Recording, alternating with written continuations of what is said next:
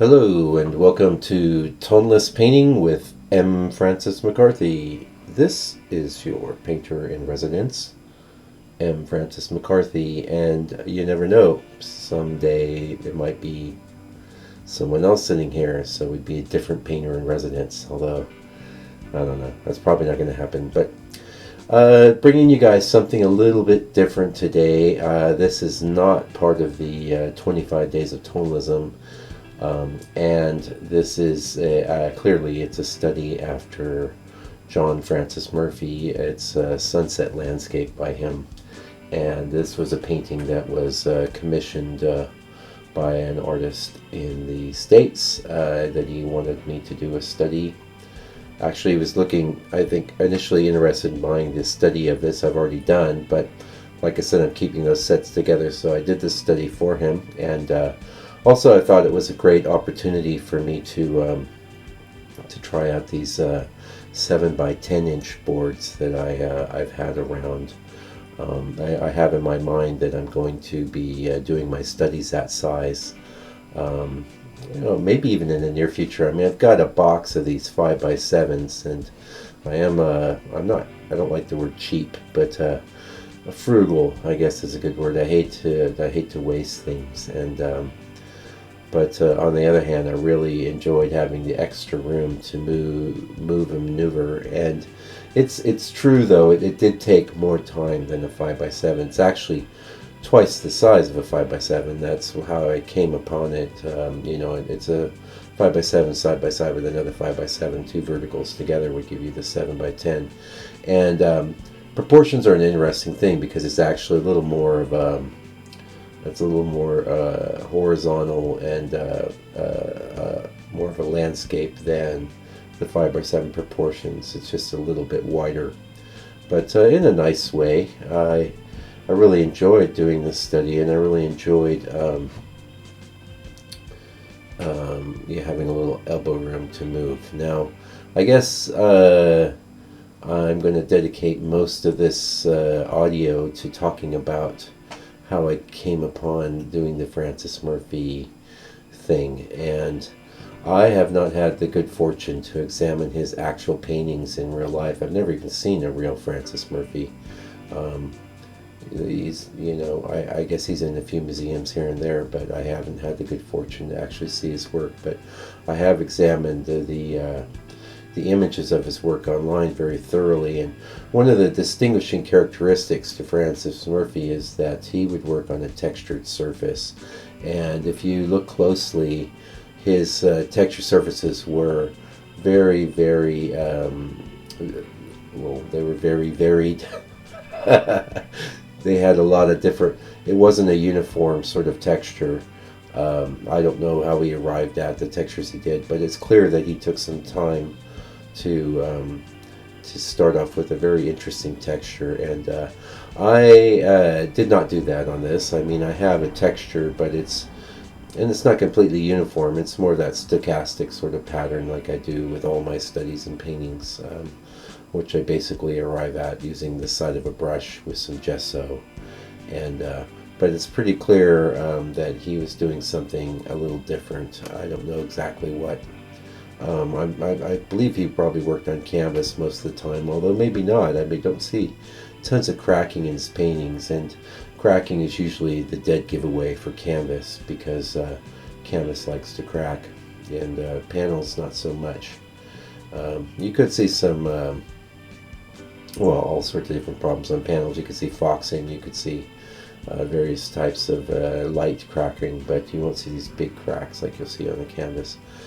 Anyway, I don't know how he textures his canvas, but I do know that some of the best textures that I've got in my work were painting over the top of other paintings that didn't work out, that it also incorporated some texture already of that sort of uniform stochastic or semi-uniform stochastic pattern with some brush strokes and stuff, and you get a really nice feeling there. But as a matter of fact, I like the kid. If I was really rich, I'd just have an assistant in the studio to just do bad paintings that I could paint over all day. So I would have that sort of interesting varied texture. I honestly don't know how to arrive at those sorts of textures, without actually doing a real painting, or to sit there and spend 40 minutes or so just kind of randomly painting gesso. Or anyway, the first thing you need to know about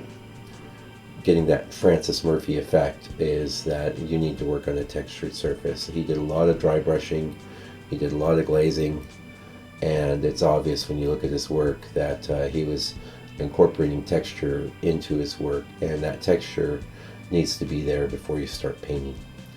The other thing I guess I'd say about this painting is it's fairly limited chromatically. I didn't use any blue. I didn't really even use any actual green, not any tube green. I did use what I like to call my earth green, which is a mixture of,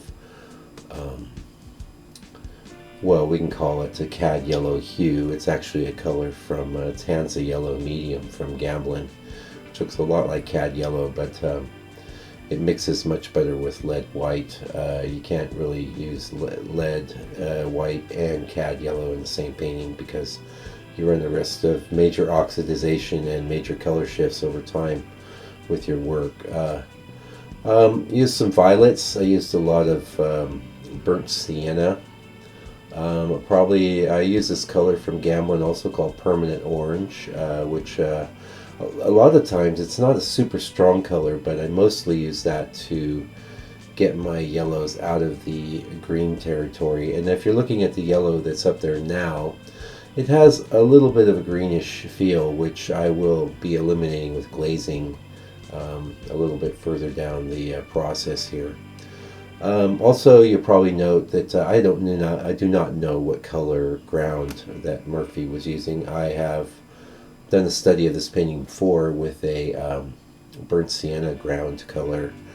This is burnt umber, and I have to say that I like the results with the burnt umber a little better, but then again, it's kind of like apples and pears. I mean, they're sort of related, but the other painting was much smaller and took much less time too. So the thing is, with the smaller paintings, they're always going to take less time. It's less ground to cover and less area to maneuver and do any sort of detail or anything like that. You can see, actually, I wouldn't say I struggled, but I definitely painted those trees over the sky several times and erased them several times as well. And then I think in the end of this last phase, I probably just painted over it all together, let it dry, and then decided to paint the trees right over the top in a second color pass. The reason for that is you get a lot of mincing around where you've got the darks over the lights on the first color pass, and I wasn't happy with it, but I ended up being happy with the finished results, so that's the important thing. I did maybe also, again, I don't want to use the word struggle, but I had to work with the fact that these proportions were just a little more horizontal than the proportions in Murphy's painting, so I had to adjust for that. But ultimately, I think I did a good job of that because you really don't even notice the changes. You've got what, 4 colors in this painting. You've got these reds, you've got the purple, you got the yellow, and you've got the green, and of course black. I guess we can count that as a color. The reds, I did a lot of the reds with burnt sienna, but at some points in time, especially in the second pass, I might have used a little bit of my brighter color, which is a Gamblin Perline red, maybe even mixed with some alizarin crimson to really pump up the reds in the trees. And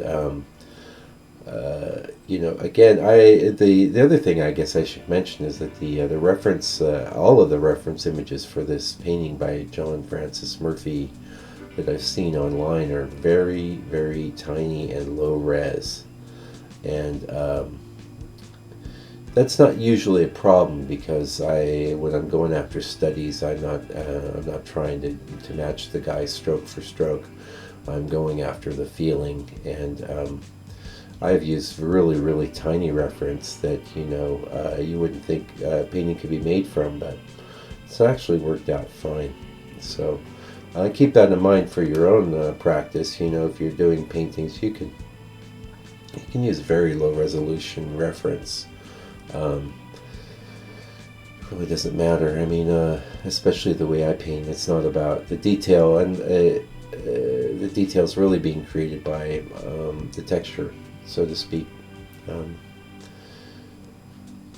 And that's the thing about another thing about Francis Murphy. He had a lot of what I'd call implied detail in his work. He didn't sit there and actually render things out methodically. He got a certain feeling and effect across, and this is one of the hallmarks of tonalism in general. And I've seen artists, clearly most artists are aware of this when they're going after the toneless effect, but sometimes what they'll do is maybe go too soft, and it's not a matter of just blurring all your edges. It's really a mindset. And again, having a nice textured surface to work on will be your best friend in that process, because you can just lightly hit that surface with the brush, and you'll get some grasses, or you'll get some would appear to be leaves, or striations in the clouds, or whatever. Now I'm still working wet on wet here, but it won't be too long. We'll be getting into the dry on dry, dry on dry. That's right. It looks like I'm still working wet on wet. I can't tell exactly. Oh, maybe not. Maybe not. It's hard to say. Normally I can tell when I see a stop and a rub with a glaze. But anyway, we're gonna be getting close, man. Well, what else do I have to say about doing a good Francis Murphy impression? Well, of course, the colors are unified tonally. That's the hallmark of tonalism. And he was, unlike some other painters, like Innes didn't always paint in a toneless way. I mean, he started out as one of these Hudson River guys. But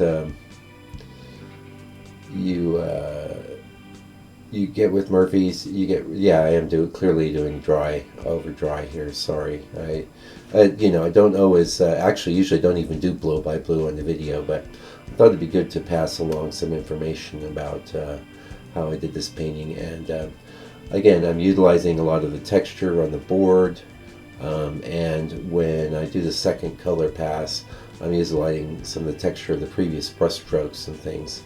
And I guess we're pretty close to the end here, so hopefully you enjoyed this kind of bonus. It's not part of the 25 days of tonalism, but it is something I did recently, and I wanted to get it up and share it with you guys. So if you enjoyed this, subscribe to my channel. I like it. And go to landscapepainter.co.nz. You can follow my blog there. There'll be a higher resolution image on that blog.